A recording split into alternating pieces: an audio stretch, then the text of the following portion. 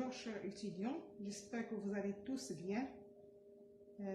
Voilà, j'ai respecté le conseil que vous nous avez donné de rester chez nous. Je suis restée chez moi. J'espère que vous allez tous bien, aussi bien les Marocains que les étrangers, les étudiants étrangers. Sachez bien que vous êtes chez vous au Maroc. J'espère que vos familles vont bien. Alors aujourd'hui, je vais entamer la deuxième partie du squelette appendiculaire, le squelette du membre inférieur. Il m'est difficile de dispenser un cours qui ne sera pas interactif. Vous n'êtes pas devant moi, plutôt vous n'êtes pas avec moi. Donc j'ai trouvé des difficultés à dispenser ce cours comme ça, et donc je vous demande de pardonner toute imperfection de filmage, de parasites, de bruit de parasites et autre chose. Alors aujourd'hui, on va commencer l'étude du membre inférieur. Le membre inférieur est formé par l'os coxal qui forme le squelette de la hanche, fémur forme le squelette de la cuisse, tibia et péroné le squelette de la jambe, tarse, métatarse et phalange forment le squelette du pied, sans oublier la rotule aux patelles qui participe à la formation du squelette du genou. On va commencer par l'os coxal, les objectifs pédagogiques spécifiques.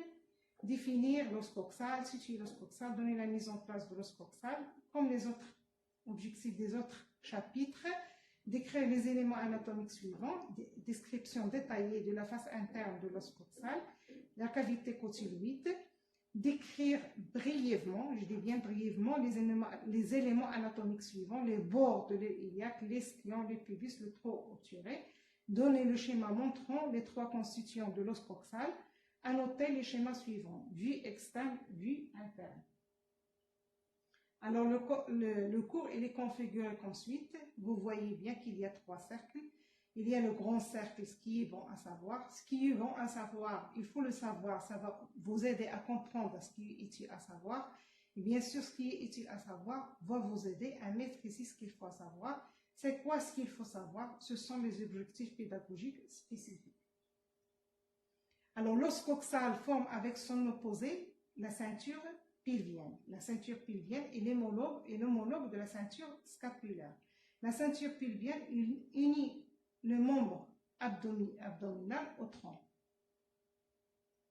La ceinture pelvienne associée au sacrum et au coccyx forme le bassin. Le bassin est formé donc des deux os et le sacrum et coccyx.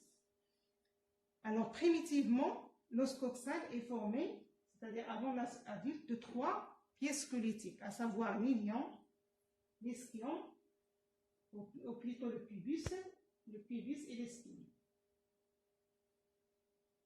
Ces trois os sont soudés en Y et l'intersection de la soudure se trouve au niveau de l'acétabulum. L'acétabulum, c'est une structure qu'on va voir par la suite. Alors, on va définir l'os coxal. L'os coxal, il est situé obliquement au niveau du squelette. C'est un os plat, pair, non symétrique, comme l'omoplate. Mais ce qui le différencie de l'omoplate, pour la définition, c'est qu'il a une forme hélicoïdale. Pour sa mise en place, en dehors la face qui comprend une cavité articulaire hémisphérique, en bas l'échancrure de cette cavité, en arrière le bord le plus échancré. Lorsque vous voyez devant vous, c'est un os droit. Os droit. L'os coxal présente à décrire une face interne, une face externe, un bord supérieur au crête iliaque, un bord inférieur, un bord antérieur, un bord postérieur. Il présente aussi quatre angles. L'angle postéro-supérieur, plutôt l'angle antéro-supérieur, l'angle postéro-supérieur, l'angle antéro-inférieur et l'angle postéro-inférieur. Alors, lorsqu'on a décrit l'os coxal, lorsqu'on a décrit l'omoplate, on a décrit la face antérieure en entière Après, on est passé pour la description de la face postérieure. Pour l'os coxal, on ne va pas procéder de la même façon. Pourquoi? Parce qu'il a cette forme en hélice. Donc, pour faciliter sa description, on va le diviser par 2 lignes imaginaires en 3 parties. On va commencer par décrire la partie supérieure, puis la partie moyenne et après la partie inférieure. Donc, la partie supérieure, elle est appelée l'aile iliaque. L'aile iliaque, elle est limitée en bas par la ligne innominée. La ligne innominée, c'est une ligne réelle.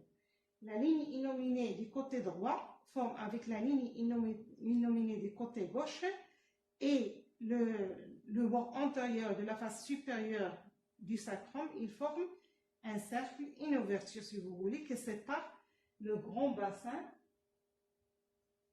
je cherche le curseur, le grand bassin, du petit bassin.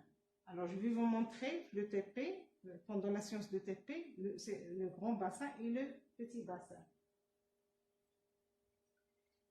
La face interne de l'aile iliaque, il est divisé en 2 segments, c'est-à-dire en 2 parties. Le segment antérieur, qui constitue le 3/5 de cette face interne, et qui est nommé la fosse iliaque interne. Un segment postérieur qui présente à décrire segment postérieur de la face interne de l'aile iliaque. Un segment postérieur qui présente à décrire 2 structures.